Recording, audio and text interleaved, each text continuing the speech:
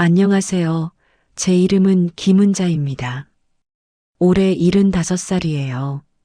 오늘은 제 생일입니다. 아침 일찍 눈을 뜨자마자 습관처럼 화장대 앞으로 향했습니다. 거울 속에는 주름이 깊게 패인 얼굴과 하얗게 센 머리카락이 제 시선을 붙잡았어요. 언제부터인가 거울을 보는 것이 두려워졌습니다. 시간의 흔적이 너무도 선명하게 드러나 있거든요. 세월이 참 빠르구나. 혼잣말을 중얼거리며 화장대 위에 놓인 가족 사진을 집어들었습니다. 사진 속에는 젊고 활기찬 모습의 저와 남편 그리고 어린 자녀들이 환하게 웃고 있었어요. 그때는 앞날이 희망으로 가득했죠. 남편과 함께 작은 가게를 운영하며 밤낮 없이 일했고 아이들을 키우느라 정신없이 바쁜 나날들이었지만 행복했습니다. 우리 부부는 근면하고 성실했어요.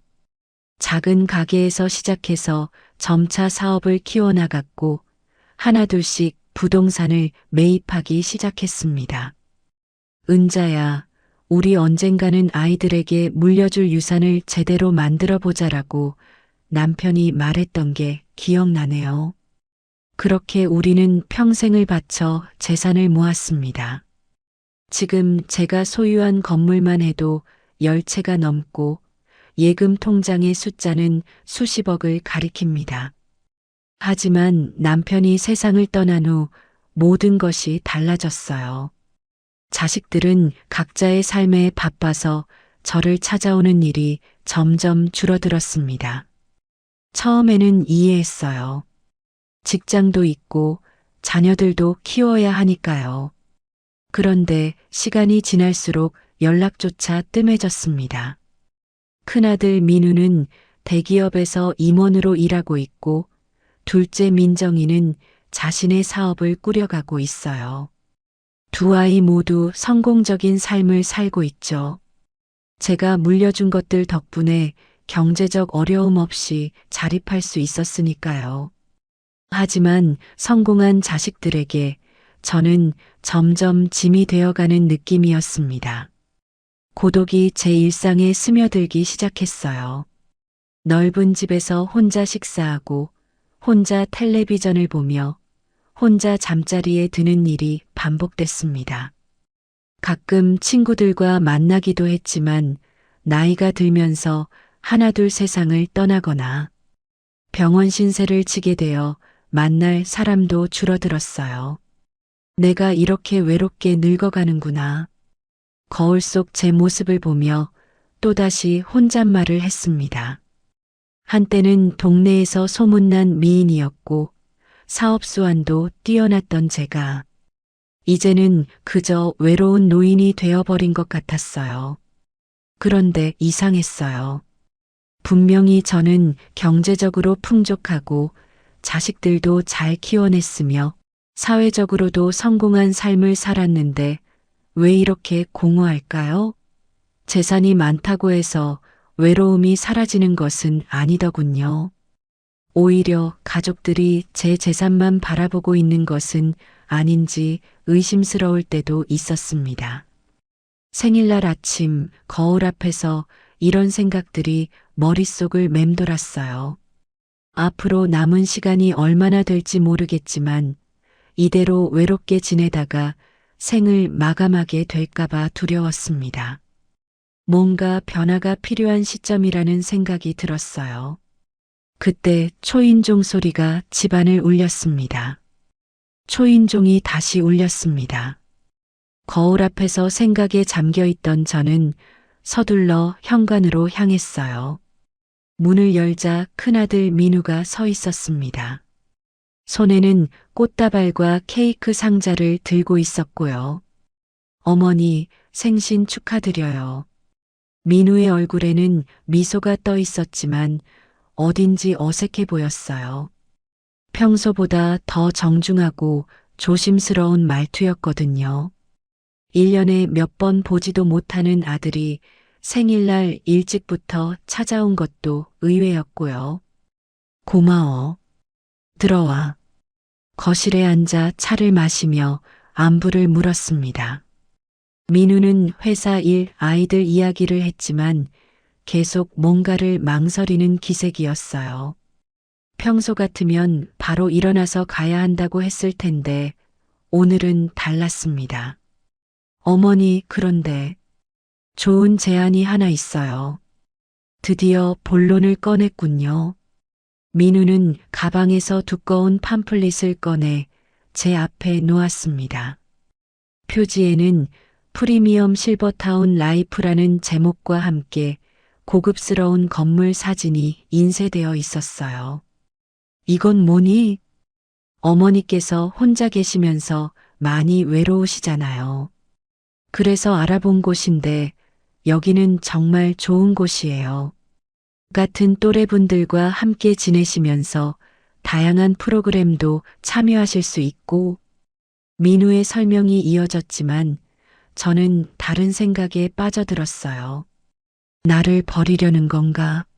순간 가슴이 섬뜩해졌습니다.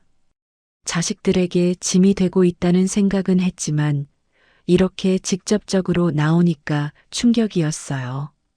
엄마가 짐이 되나 보구나. 제 말에 민우는 깜짝 놀라며 손을 저었습니다. 아니에요, 어머니. 그런 게 아니라 어머니를 더 행복하게 해드리고 싶어서요. 혼자 계시는 것보다 같은 또래분들과 함께 지내시는 게 훨씬 좋으시잖아요. 팜플릿을 넘겨보니 정말 고급스러운 시설이었어요. 호텔 같은 로비, 넓고 깔끔한 개인실, 레스토랑, 헬스장, 도서관까지 갖춰져 있었습니다. 요가, 수영, 원예, 독서 모임 등 다양한 프로그램 안내도 있었고요. 여기 비용은 얼마나 되는데? 한 달에 300만 원 정도예요. 어머니 자산으로는 전혀 부담 안 되는 금액이죠. 300만 원. 제게는 정말 큰 돈이 아니었어요.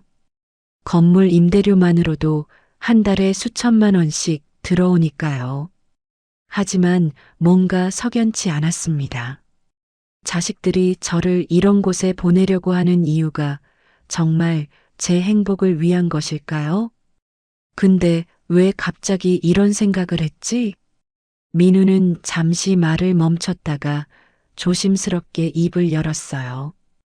사실 어머니께서 요즘 많이 우울해 하시는 것 같아서요. 전화할 때마다 외롭다고 하시고, 저희도 자주 찾아뵙지 못해서 죄송하지만 현실적으로 매일 찾아뵐 수는 없잖아요. 그런데 여기서는 전문 케어를 받으실 수 있고, 친구들도 사귀실 수 있고, 민우의 말을 들으니 일리가 있었어요. 확실히 저는 요즘 우울했고 외로웠거든요. 혼자 있는 시간이 길어질수록 건강도 나빠지는 것 같았고요. 그런데 동시에 마음 한편으로는 새로운 기대감도 스물스물 올라왔어요. 정말로 새로운 사람들을 만나고 새로운 활동을 하면서 지낼 수 있다면 어떨까? 지금처럼 텅 빈 집에서 혼자 지내는 것보다는 나을지도 모르겠다는 생각이 들었거든요. 한번 가서 구경해 봐도 될까? 물론이죠. 오늘 오후에 같이 가보실래요? 민우는 제 대답에 안도하는 표정을 지었어요. 아마도 제가 화를 내거나 거부할까봐 걱정했나 봐요.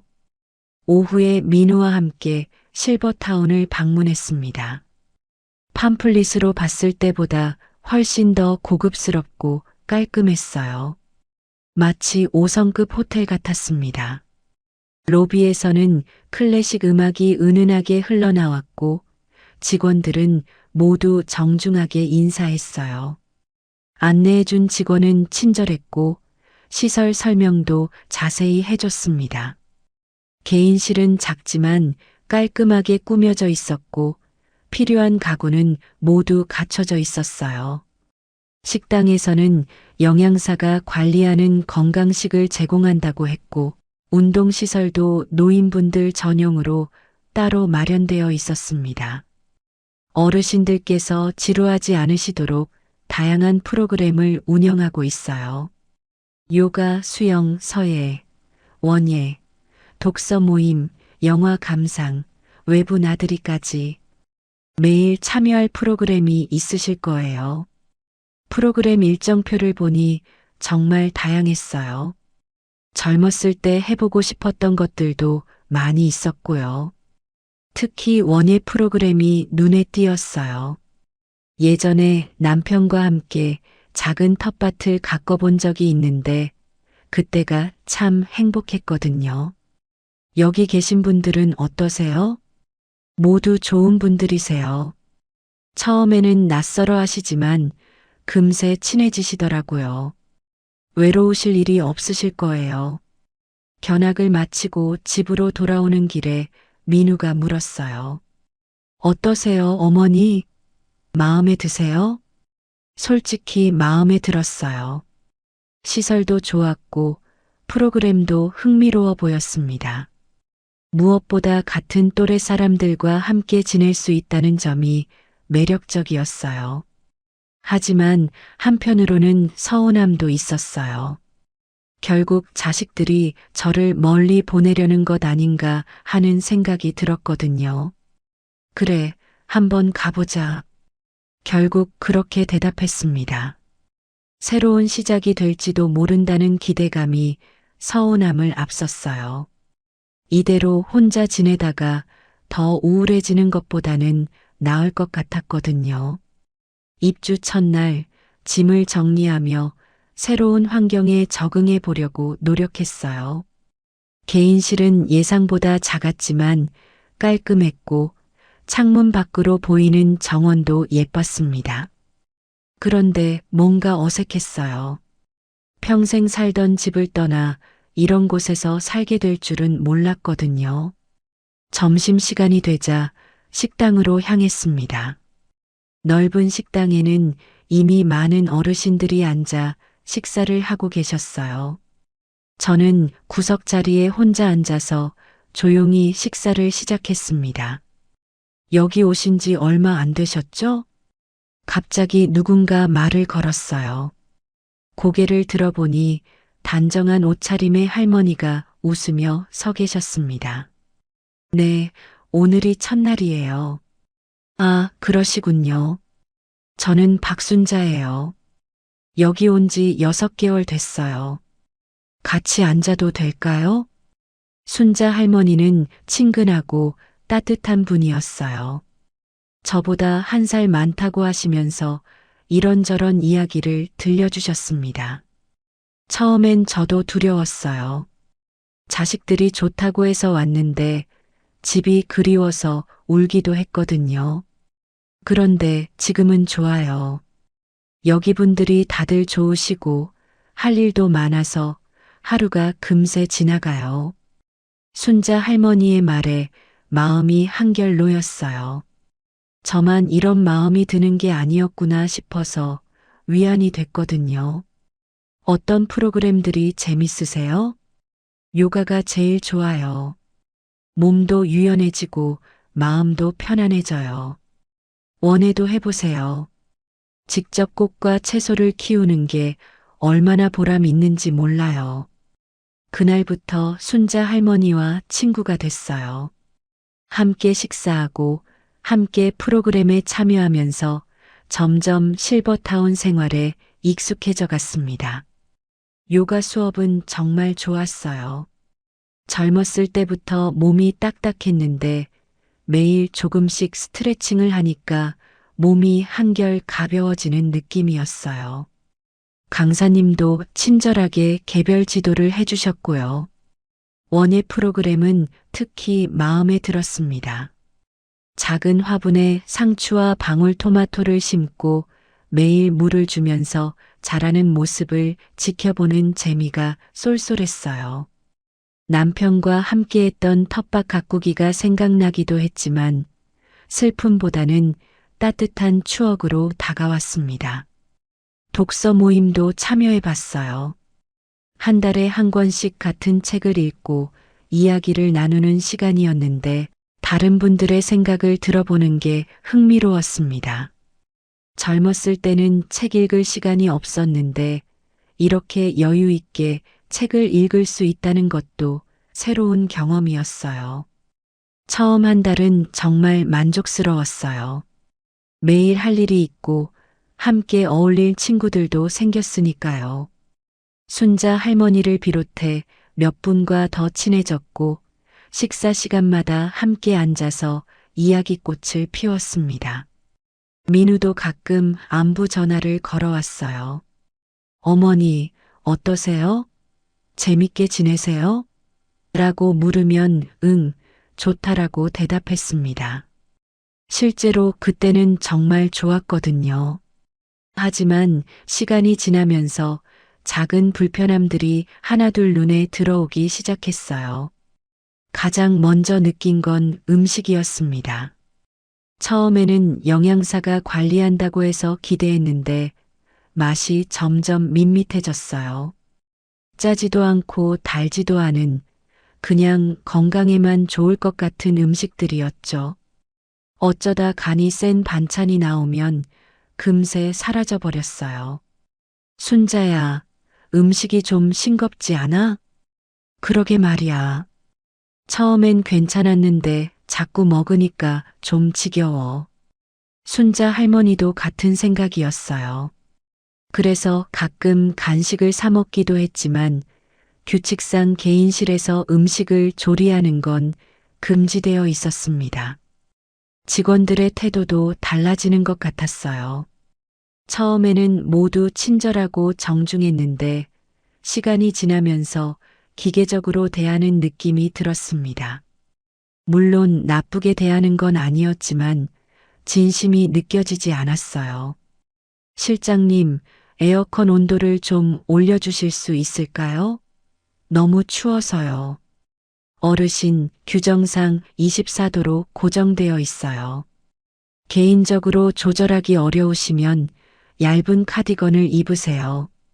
개별적인 요구사항은 거의 받아들여지지 않았어요. 모든 게 정해진 규칙에 따라 운영되고 있었습니다. 프로그램도 문제였어요. 처음에는 다양하다고 생각했는데 막상 참여해보니 매주 똑같은 내용이 반복되고 있었어요. 요가는 항상 같은 동작, 원에는 계절에 상관없이 비슷한 식물들, 독서 모임도 뻔한 책들만 선정되었습니다. 좀 더 다양한 프로그램은 없을까요? 등산이나 박물관 견학 같은 것 말이에요. 어르신, 안전상의 이유로 외부 활동은 제한적으로 운영하고 있습니다. 안전이라는 명목 하에 많은 것들이 제한되었어요. 자유롭게 외출하는 것도 쉽지 않았고 외부 음식을 주문하는 것도 번거로운 절차를 거쳐야 했습니다. 그런데 정말 충격적인 일이 일어났습니다. 어느 날 밤 옆방에 계시던 김할아버지께서 갑자기 가슴 통증을 호소하셨어요. 순자 할머니가 급히 관리실에 연락했는데 직원이 오는 데까지 30분이나 걸렸습니다. 빨리 119를 부르세요. 잠시만요, 어르신. 일단 상황을 파악해 보겠습니다. 직원은 즉시 응급처치를 하지도 구급차를 부르지도 않았어요. 계속 상부에 보고하고 지시를 받는다면서 시간만 끌었습니다. 결국 김할아버지는 뒤늦게 병원에 가셨지만 다행히 큰 문제는 없었어요. 하지만 그 사건 이후 입주민들 사이에서 불안감이 퍼졌습니다. 정말 응급 상황이 생겼을 때 제대로 대처해 줄 수 있을까 하는 의구심이 들었거든요. 은자야, 뭔가 이상하지 않아? 처음에 약속했던 것들과 다른 것 같은데. 순자 할머니도 같은 생각이었어요. 광고와 현실 사이에 괴리가 있다는 걸 점점 느끼게 되었습니다. 하지만 그래도 혼자 지내는 것보다는 낫다고 생각하며 참고 지냈어요. 아직은 견딜만 했거든요. 실버타운에 온 지 석 달이 지나면서 가족들의 발걸음은 점점 뜸해졌습니다. 처음 한 달 동안은 민우가 일주일에 한 번씩 안부 전화를 걸어왔는데 이제는 한 달에 한 번도 채 연락이 오지 않았어요. 어머니, 잘 지내시죠? 바빠서 자주 연락 못 드려서 죄송해요. 가끔 오는 전화도 형식적이었습니다. 제가 어떻게 지내고 있는지, 무엇이 힘든지에 대해서는 별로 관심이 없어 보였어요. 그저 큰 문제 없이 지내고 있다는 확인만 하고 끊는 것 같았습니다. 둘째 민정이는 더했어요. 실버타운에 들어온 이후로 단 한 번도 연락이 없었습니다. 제가 먼저 전화를 걸어도 어머니, 지금 회의 중이에요. 나중에 다시 전화 드릴게요라고 하고는 정작 전화를 다시 걸어오지 않았어요. 가장 속상한 건 손녀 지아의 생일이었습니다. 지아는 민정이의 딸로 제가 특히 아끼는 손녀였어요. 11살 생일이라서 꼭 가고 싶었는데 실버타운 규칙 때문에 갈 수 없었습니다. 실장님, 손녀 생일이라서 하루만 외박하고 싶은데요. 어르신 외박은 사전에 신청하셔야 하고 보호자 동의서도 필요해요. 그리고 의료진 확인도 받으셔야 하고요. 복잡한 절차 때문에 결국 포기할 수밖에 없었어요. 대신 선물만 택배로 보내드렸지만 지아가 할머니를 찾는 모습을 상상하니 가슴이 아팠습니다. 그날 밤 혼자 방에서 지아에게 편지를 썼어요. 지아야, 할머니가 내 생일에 가지 못해서 정말 미안해. 할머니도 너를 보고 싶어서 견딜 수가 없단다. 생일 축하하고 건강하게 잘 자라렴. 편지를 쓰면서 눈물이 나왔어요. 손녀의 생일에도 참석하지 못하는 할머니가 된 현실이 너무 서글펐습니다. 그런데 더 충격적인 일이 있었어요. 우연히 민우와 민정이가 통화하는 소리를 들었던 다른 입주민분의 이야기였습니다. 은자 씨, 며칠 전에 관리실에서 민우 씨와 민정 씨가 통화하는 걸 들었는데 어머님 건물 관리 이야기를 하더라고요. 가슴이 철렁했어요. 제가 여기 있는 동안 제 재산을 관리하고 있다는 뜻인가요? 물론 신뢰할 수 있는 자식들이니까 맡겨둔 거지만 제가 모르는 사이에 무슨 일이 벌어지고 있는 건 아닐까 불안해졌습니다.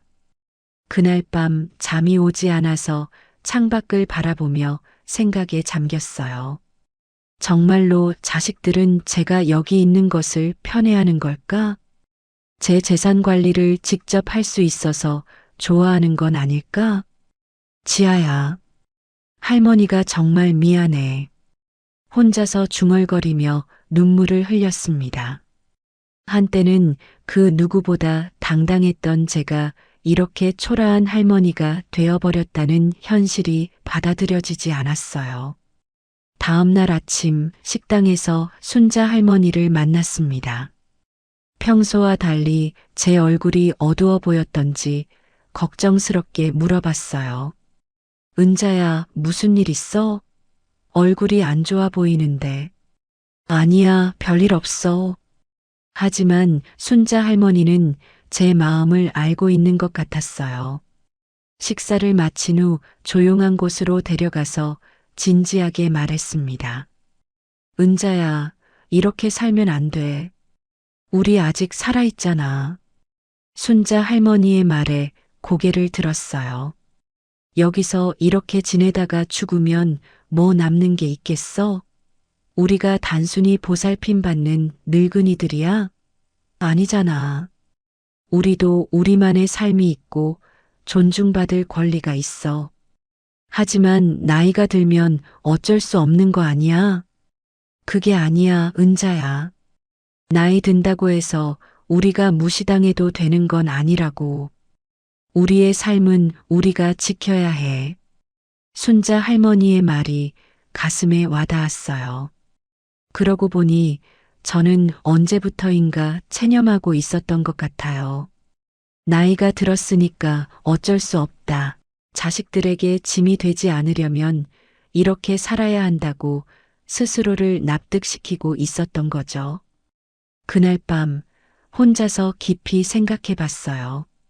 나는 정말 누구인가? 단순히 늙어서 보살핌 받아야 하는 할머니일까? 아니었어요. 저는 평생 성실하게 살아온 김은자였습니다. 남편과 함께 맨손으로 사업을 시작해서 지금의 재산을 일궈낸 사람이에요. 수십억 원의 자산과 10채가 넘는 건물을 소유한 부동산 사업가였습니다. 제가 젊었을 때는 동네에서 소문난 똑똑한 여자였어요. 사업 수완도 뛰어났고 협상력도 있었죠. 건물을 매입할 때 부동산 중개업자들이 함부로 대하지 못했을 정도였거든요. 그런 제가 왜 여기서 이렇게 위축되어 살고 있을까요? 겉모습만 보고 그저 나이 많은 할머니로 취급당하는 게 당연한 일일까요? 아니었어요. 절대 아니었습니다. 저는 여전히 경제적으로 독립적이고 스스로 결정을 내릴 수 있는 사람이었어요. 다만 나이가 들었다는 이유로, 자식들이 걱정한다는 이유로 이런 곳에 와서 살고 있을 뿐이었습니다. 나는 단순한 노인이 아니야. 나는 김은자다. 거울 앞에서 스스로에게 말했어요. 주름진 얼굴과 흰 머리카락 때문에 잊고 있었지만 저는 여전히 저였습니다. 수많은 어려움을 헤쳐나온 강인한 여성이었고 이 정도 일로 포기할 사람이 아니었어요. 그때 깨달았습니다. 겉모습만 보고 저를 판단한 이곳 사람들, 그리고 저조차도 제 자신을 과소평가하고 있었다는 것을 말이에요. 더 이상 이렇게 살 수는 없었어요. 제 존엄과 자유를 되찾아야 했습니다. 그날 밤부터 순자 할머니와 저는 본격적인 준비에 들어갔습니다. 더 이상 참고 지낼 수는 없다는 결론에 도달했거든요. 은자야, 우리 제대로 해보자.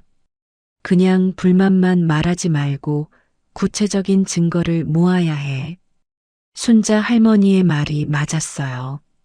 감정적으로만 접근해서는 안 됐습니다. 체계적이고 논리적으로 문제점들을 정리해야 했어요. 먼저 스마트폰으로 음식 사진을 찍기 시작했습니다. 매일 나오는 밋밋한 반찬들, 처음 약속했던 메뉴와 다른 식단표, 영양사가 관리한다고 했지만 실제로는 대량 조리업체에서 가져온 반조리 식품들을 증거로 남겼어요. 순자야, 이것 봐. 계약서에는 영양사 직접 관리하에 매일 신선한 식재료로 조리라고 되어 있는데 실제로는 냉동식품이잖아. 다음으로는 직원들의 부적절한 대응 사례들을 기록했습니다. 김할아버지 응급 상황 때의 지연 대응, 개별 요청 사항에 대한 일방적 거부, 안전을 핑계로 한 과도한 제약들까지 하나하나 날짜와 함께 정리했어요. 밤늦게까지 우리는 꼼꼼히 자료를 정리했습니다. 순자 할머니는 의외로 체계적이었어요. 젊었을 때 회계일을 했다고 하더니 문서 정리 실력이 상당했습니다. 이것 봐, 은자야. 프로그램 운영비 명목으로 월 50만 원을 따로 받고 있는데 실제로는 예산의 30%도 안 쓰고 있어. 나머지는 다 어디로 간 거야? 순자 할머니가 발견한 내용이었어요. 우리가 낸 프로그램비로 제대로 된 프로그램을 운영하지 않고 있다는 증거였습니다. 그리고 이거 의료 서비스라고 해서 월 80만 원씩 받는데 간호사는 일주일에 한 번 오는 게 전부야. 의사는 한 달에 한 번 와서 혈압 재는 것 말고는 하는 일이 뭐가 있어? 계산해 보니 우리가 매달 내는 돈에 비해 실제로 받는 서비스는 형편없었어요. 고급 실버타운이라는 이름에 비해 실속은 없었던 거죠. 이틀 동안 철저히 준비한 후 우리는 관리실을 찾아갔습니다. 평소처럼 조용하고 순종적인 할머니들이 아니라 단단한 각오를 다진 채로 말이에요. 실장님, 말씀드릴 게 있습니다. 관리실장은 평소와 다른 우리의 기세에 당황하는 표정이었어요. 늘 네, 알겠습니다. 죄송합니다만 하던 우리가 이렇게 당당하게 나오니까 어리둥절해 하더군요. 어르신들, 무슨 일이세요? 계약을 해지하겠습니다. 제가 단호하게 말했어요. 실장의 얼굴이 순간 굳어졌습니다. 갑자기 왜 그러세요? 무슨 불편한 일이라도? 불편한 일이 한두 가지가 아니죠. 순자 할머니가 준비해온 자료를 테이블 위에 펼쳤어요. 사진들, 기록들, 계약서, 원본과의 비교 자료까지 한눈에 들어왔습니다. 이게 뭔지 아세요? 여러분이 우리에게 약속하신 것과 실제로 제공하고 계신 서비스의 차이점을 정리한 겁니다. 실장은 자료를 보면서 점점 말이 없어졌어요. 변명할 여지가 없었거든요. 특히 응급의료 대응 부분에서는 생명과 직결되는 문제인데도 이렇게 늑장 대응을 하시는 게 말이 됩니까? 제 목소리에는 평생 사업을 하면서 길러진 당당함이 묻어났어요. 더 이상 그저 나이 많은 할머니가 아니었습니다. 수십억 자산가 김은자의 모습이었죠. 어르신, 저희도 나름대로 최선을 다하고 있는데. 최선이요? 그럼 이 영수증은 뭡니까? 순자 할머니가 또 다른 서류를 내밀었어요. 대량 조리업체에서 받은 영수증이었습니다. 영양사가 직접 관리한다고 하셨는데 실제로는 외주업체 음식을 데워서 주고 계시잖아요. 이게 최선인가요? 실장은 완전히 당황한 모습이었어요. 우리가 이렇게 체계적으로 증거를 모을 줄은 몰랐던 것 같아요. 그리고 이 부분도 설명해 주세요. 제가 프로그램 운영비 관련 자료를 가리키며 말했어요. 매월 50만 원씩 프로그램비를 받으시면서 실제로는 20만 원어치도 안 되는 프로그램만 운영하고 계시네요. 나머지 돈은 어디 갔습니까? 어르신들, 운영에 필요한 부대 비용이. 부대 비용이요? 구체적으로 뭔가요? 장부를 보여주세요. 더 이상 둘러댈 수 없다는 걸 안 실장은 결국 진짜 관리자를 부르겠다고 했어요. 잠시 후 시설의 최고 책임자라는 사람이 나타났습니다. 어르신들, 불편을 끼쳐드려서 죄송합니다. 어떤 부분을 개선해드리면 될까요? 이제 와서 개선이라니요. 우리의 결심은 이미 확고했어요. 개선이 아니라 계약 해지입니다. 더 이상 여기서 살 수 없어요. 하지만 어르신들, 계약금 환불에는 여러 조건이. 조건이요? 제가 차갑게 말했어요. 이제는 완전히 사업가 모드였습니다. 계약서 위반은 당신들이 먼저 했습니다. 약속하신 서비스를 제대로 제공하지 않았으니 계약 무효죠. 환불은 당연한 겁니다. 순자 할머니가 옆에서 거들었어요. 필요하면 법적 대응도 불사하겠습니다. 우리가 그냥 순순한 할머니들이라고 생각하시면 오산이에요. 관리자는 우리가 이렇게 나올 줄 몰랐던 것 같았어요. 대부분의 어르신들이 불만이 있어도 참고 지내거나 가족들 때문에 어쩔 수 없이 머물렀을 텐데 우리는 달랐거든요. 어르신들, 다시 한번 생각해 보시면 생각은 이미 끝났습니다. 제가 일어서면서 단호하게 말했어요. 우리는 시들어가는 노인이 아니라 존중받아야 할 사람입니다. 나이가 들었다고 해서 함부로 대해도 되는 건 아니에요. 당신들은 그걸 착각하고 계셨던 거죠. 그 말을 마지막으로 우리는 관리실을 나왔어요. 뒤에서 관리자가 뭔가 말하려고 했지만 돌아보지 않았습니다. 결국 해지 절차가 진행됐어요. 우리가 제시한 증거들 앞에서는 더 이상 버틸 수 없었던 거죠. 일주일 후 우리는 실버타운을 떠났습니다. 짐을 싸면서 순자 할머니가 말했어요. 은자야, 우리 잘한 거 맞지? 물론이야. 우리가 잘못 산 게 아니라 여기가 잘못된 거였어. 그렇게 우리는 새로운 시작을 위해 실버타운을 떠났습니다. 실버타운을 나온 후 저는 도심에 있는 제 건물 중 한 채로 이사했습니다. 강남구에 있는 오래된 4층 건물이었는데 1층은 카페가 들어와 있고 위층들은 작은 사무실들로 임대를 주고 있었어요. 3층에 있는 30평 정도의 공간을 제가 거주용으로 개조했습니다. 은자야, 정말 여기서 살 거야? 순자 할머니가 걱정스럽게 물었어요. 실버타운에 비하면 확실히 작고 낡은 공간이었거든요. 하지만 저는 만족스러웠어요. 응, 좋아. 여기가 내 집이야. 무엇보다 자유로웠어요. 아침에 일어나는 시간도 제 마음대로, 먹고 싶은 음식도 제 마음대로, 만나고 싶은 사람도 제 마음대로 만날 수 있었습니다. 실버타운에서 느꼈던 그 답답함이 완전히 사라졌어요. 첫날 밤 혼자서 라면을 끓여 먹었습니다. 몇 달 만에 먹는 짠 음식이었어요. 실버타운의 밋밋한 식사와는 비교도 안 되게 맛있었습니다. 아, 이 맛이야. 혼자 중얼거리며 웃었어요. 이런 소소한 자유가 얼마나 소중한지 새삼 깨달았습니다. 순자 할머니는 근처 원룸에서 혼자 지내기로 했어요. 서로 가까이 살면서 자주 만나지만 각자의 독립적인 공간을 갖겠다는 것이었죠. 이사 소식을 들은 민우가 며칠 후에 찾아왔습니다.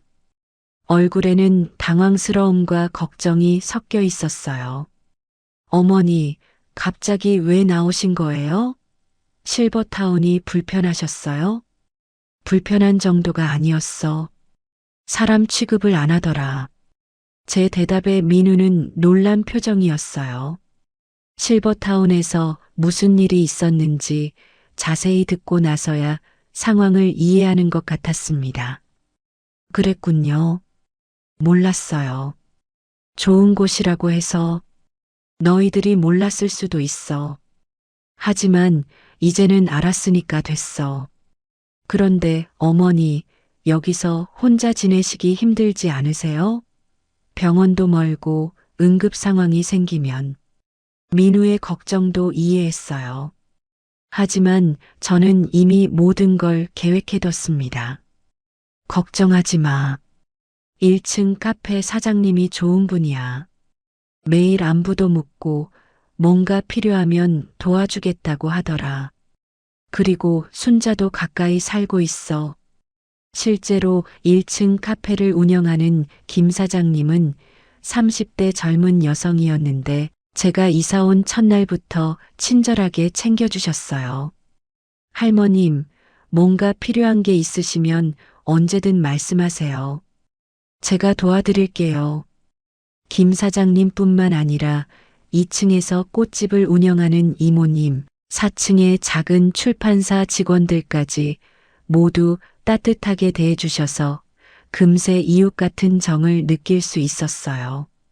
민우야, 사람은 나이로만 평가받는 게 아니야. 진짜 관계는 마음에서 나오는 거라고. 며칠 후에는 민정이도 찾아왔어요. 오랜만에 보는 딸의 얼굴이 반가웠지만 여전히 바쁜 티를 내는 게 아쉬웠습니다. 엄마, 죄송해요.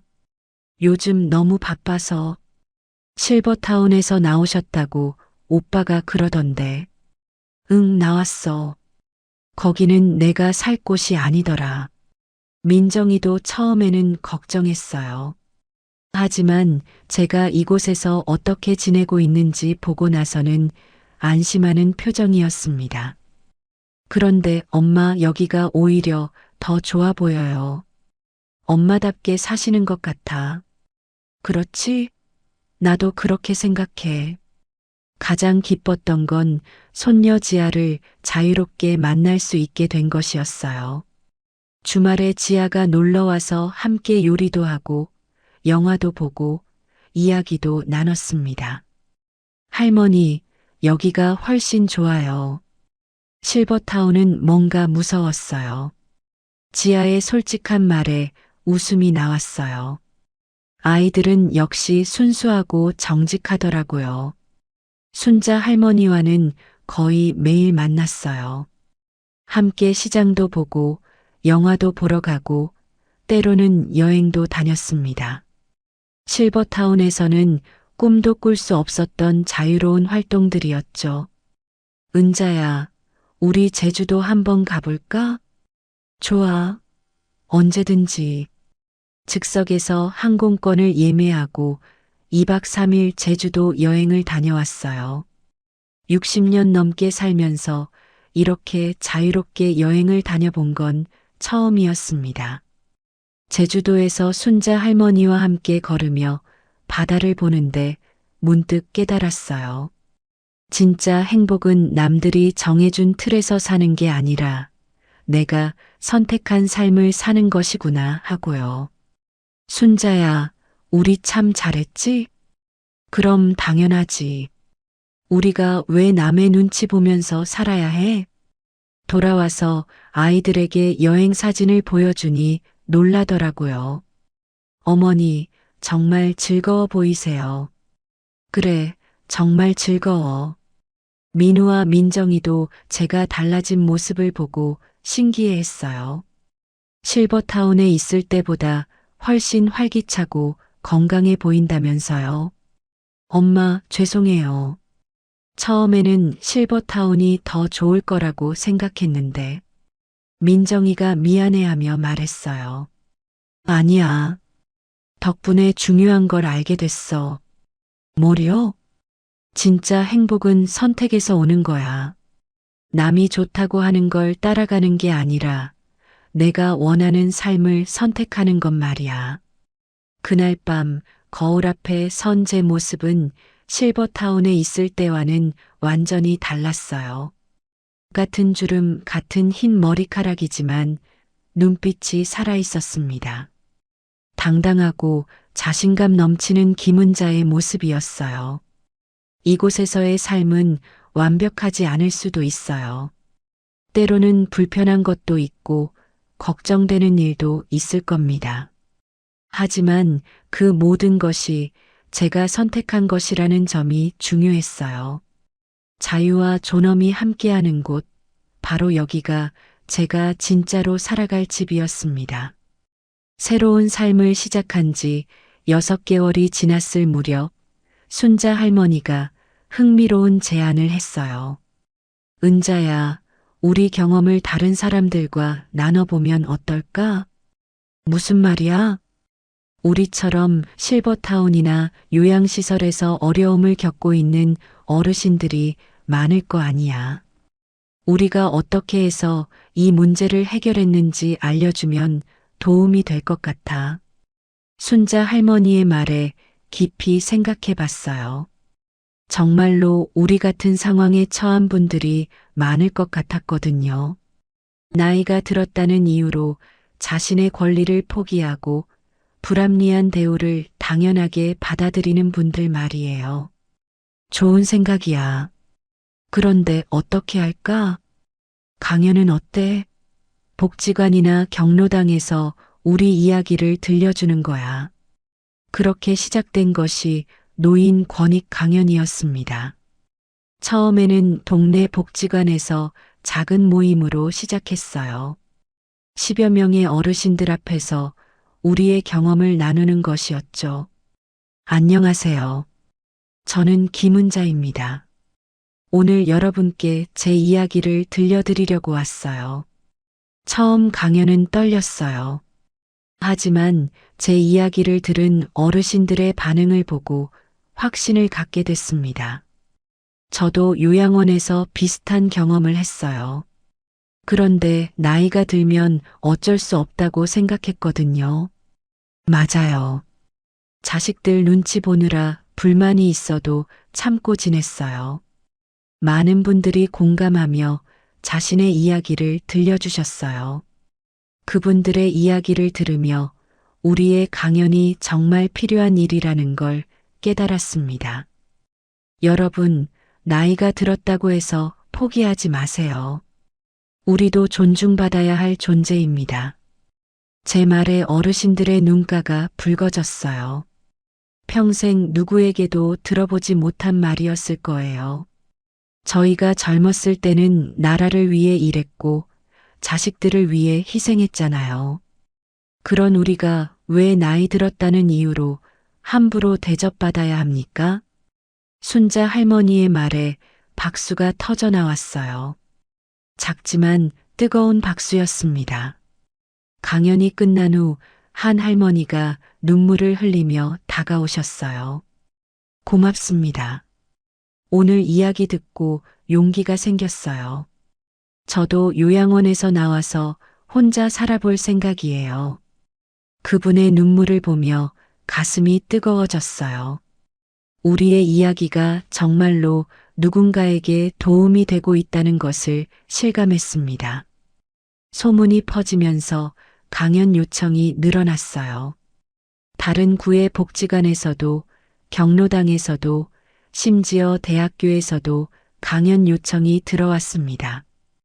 할머님들, 젊은 사람들에게도 이런 이야기를 해주세요.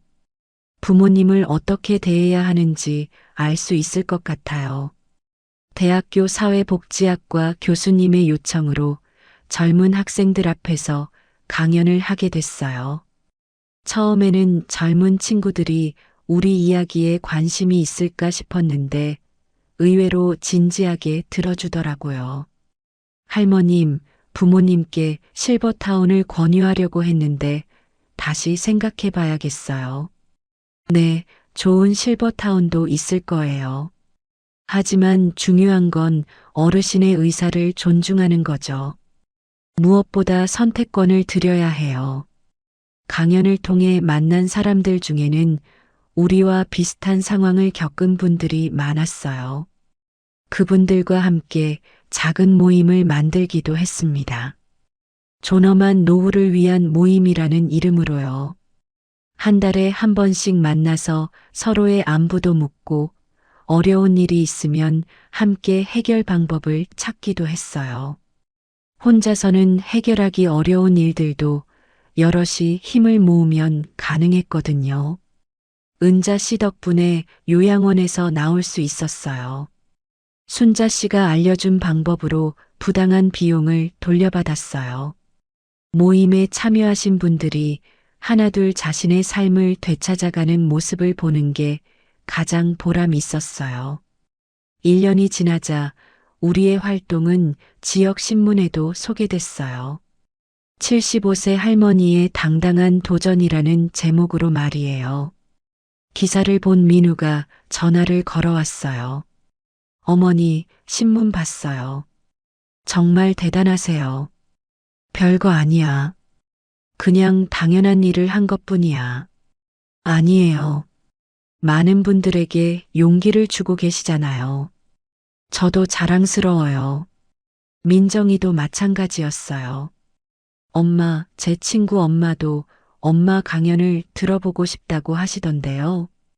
자식들이 제 활동을 자랑스러워 한다는 것도 기뻤지만 더 중요한 건 제가 정말 의미 있는 일을 하고 있다는 확신이었어요. 어느 날 강연 후에 한 할아버지가 다가오셨어요. 할머니, 고맙습니다. 제가 70년 살면서 이런 말을 들어본 적이 없어요. 나이 들어도 존중받을 권리가 있다는 말 말이에요. 그분의 말을 들으며 가슴 깊은 곳에서 뭔가 따뜻한 게 올라왔어요. 이게 바로 제가 세상에 남기고 싶었던 것이구나 하는 생각이 들었습니다. 그날 밤 다시 거울 앞에 섰어요. 여전히 주름지고 머리카락은 휘었지만 눈빛은 더욱 단단해져 있었습니다. 실버타운을 나올 때보다도 더 당당한 모습이었어요. 은자야, 너 참 잘했어. 거울 속 제 모습에게 말했어요. 평생 묵묵히 살아온 김은자가 마지막에 이런 의미 있는 일을 할 수 있게 된 것이 감사했습니다.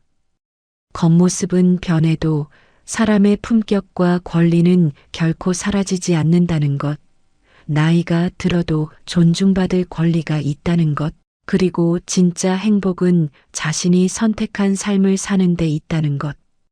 이것이 제가 세상에 남기고 싶은 유산이었습니다. 앞으로도 할 일이 많을 것 같아요. 더 많은 어르신들을 만나고, 더 많은 이야기를 나누고, 더 많은 사람들에게 용기를 주고 싶거든요. 나이는 숫자에 불과해요. 진짜 중요한 건 어떻게 사느냐는 거죠. 저는 앞으로도 김은자답게 당당하게 살아갈 겁니다.